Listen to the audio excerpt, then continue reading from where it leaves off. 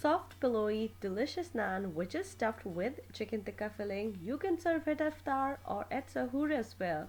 Assalamu alaikum and welcome back to morEwish cuisine. So let's go and check out this recipe.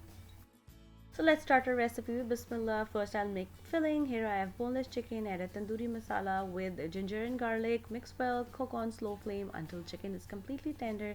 Then shred and put it on the side. Here in a bowl I'm adding some warm water with yeast and let it swell for like 1 or 2 minutes. Then adding all-purpose flour with salt and yogurt. Then here I have boiled potato. I mashed it very nicely and then added in there with butter and baking soda. All these three ingredients, baking soda, potato and yogurt, will make our dough very soft. Knead it until you have a soft dough. I used a stand mixture. You can knead it by hand as well.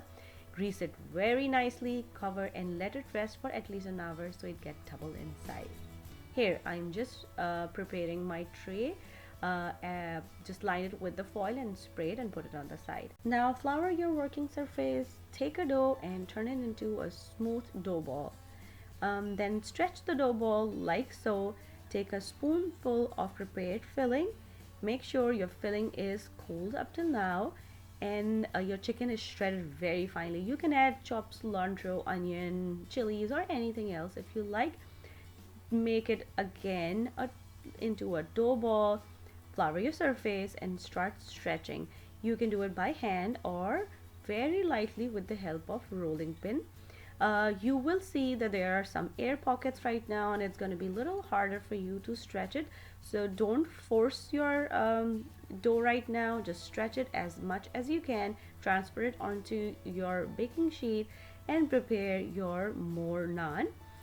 Then you can stretch it with the hand like so. You can shape it in any shape you like. I am making a teardrop shape and then with the help of my fingers I'm just pressing it all over to make it look like a professional naan.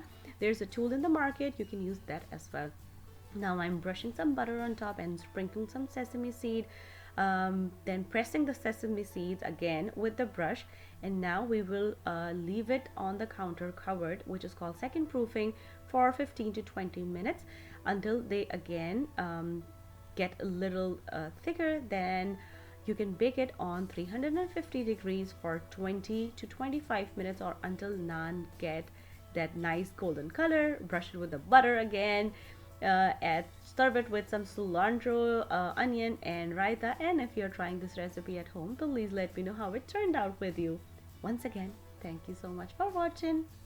And if you like this recipe, don't forget to click on the links to enjoy a lot more recipes like this.